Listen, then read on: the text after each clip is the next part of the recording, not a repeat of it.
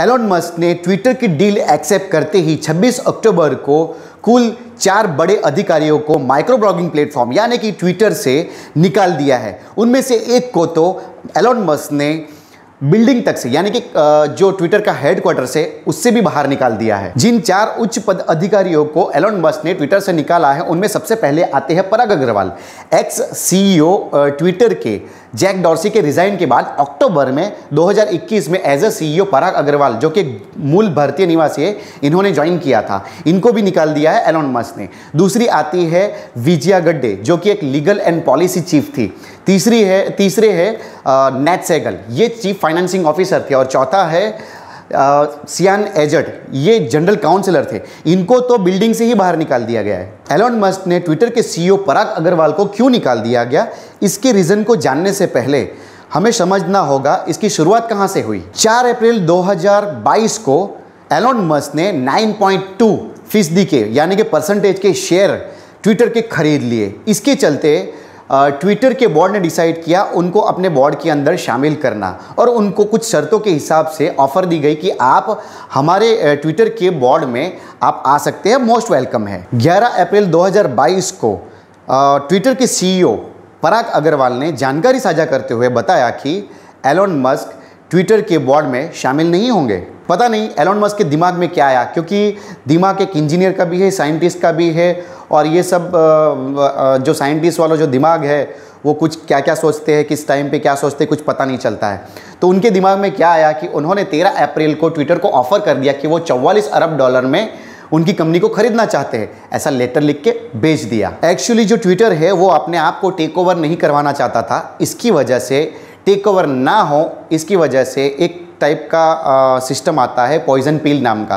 तो ट्विटर ने उसका ऐलान कर दिया सोशल मीडिया पे कि हम पॉइजन पिल का ऐलान करते हैं, जिससे कोई इसे टेक ओवर ना कर सके। उसके बाद तो आप लोग जानते ही हो, पूरी दुनिया में इसकी चर्चा चलने लगी। हर जगह पे उसकी चर्चा शुरू हो गई, चाहे वो न्यूज़ मीडिया हो या सोशल मीडिया हो, इलेक्ट्रॉनिक्स मीडिया हो, पेपर मीडिया हो, चाहे कहीं पे भी हो, इसकी शुरुआत हो गई थी।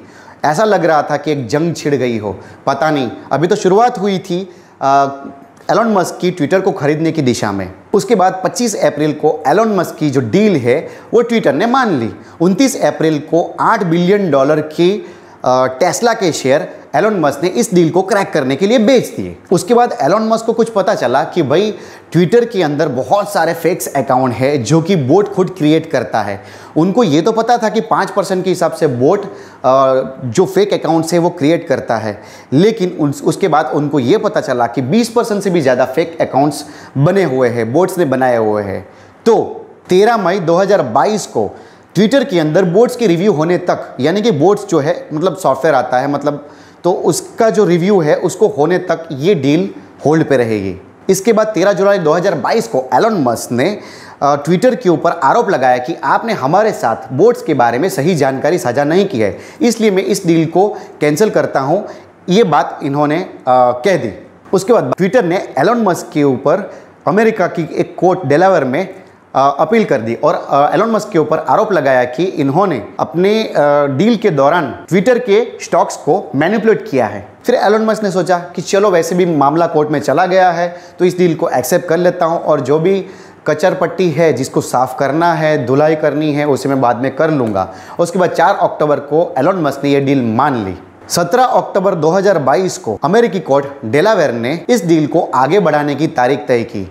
इस डील को एलोन मस्क को टाइम दिया गया कि वो 28 तारीख तक इस डील के बारे में सोचे और काम को आगे बढ़ाए, और तब तक उसके बाद कोर्ट अगर मान लो कि एलोन मस्क 28 अक्टूबर को कुछ एक्शन नहीं लेते हैं तो इनके ऊपर कार्यवाही जो है वो शुरू की जा सकती थी। लेकिन एलोन मस्क को तो डील लेनी थी, इसके लिए उन्होंने 28 अक्टूबर की राह ना देखते हुए 26 अक्टूबर को ही वो ट्विटर के हेडक्वार्टर चले गए और वहाँ पे उन्होंने फाइनल कर दिया। और उसके बाद जो भी उच्च अधिकारियों को निकालना है उनको एक्शन मोड में आते ही सबको छटनी शुरू कर दी। जहाँ तक मुझे पता है पराग अग्रवाल के बारे में तो उनको पहले से ही ध्यान में था कि इस बंदे को तो निकालना ही निकालना है, क्योंकि पहले से इनका एलोन मस्क का और पराग अग्रवाल का बनता नहीं था।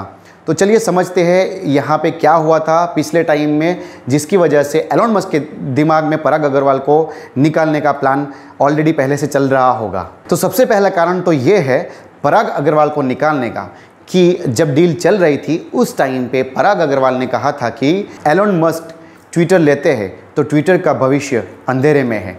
जब एलोन मस्क ने ट्विटर की डील कैंसिल करने की बात कही थी उस टाइम पे पराग अग्रवाल ही थे जिन्होंने एलोन मस्क को कोर्ट का दरवाज़ा दिखाया था। इसके बाद तीसरा तो ये है कि पराग अग्रवाल और एलोन मस्क की कहा-सुनी एक बार हो गई थी और उनकी ऑलरेडी ये सारी चीज़ें एक दूसरे के बीच में चल रही थी। अब बाबा बन गए थे ट्विटर के चीफ, तो अब पराग के साथ तो अनबन थी, तो इनको तो निकालना ही था।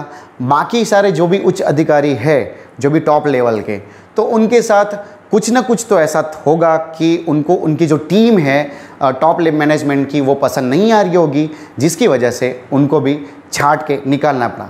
जिसके साथ साथ चारों लोगों को एलोन मस्क ने कंपनी से बाहर का रास्ता दिखा दिया। जहां तक हमें एलोन मस्क के बारे में पता है कि एलोन मस्क का जो विज़न है वो एक कंपनी या किसी भी प्रॉफिट या पैसे से कहीं ज़्यादा ऊपर है। अब वो हमेशा से अपने विज़न के ऊपर फोकस रहते हैं, चाहे उनको पूरे दिन में 18 से 22 घंटे क्यों ना काम करना पड़े या फिर किसी अपने एम्प्लॉय से करवाना पड़े, जिसकी वजह से कितने सारे एम्प्लॉयज़ भी उनकी कंपनी को छोड़ देते हैं उनकी नीति की वजह से। लेकिन क्योंकि उनका जो विज़न है वो next of the top of the upper level का होता है।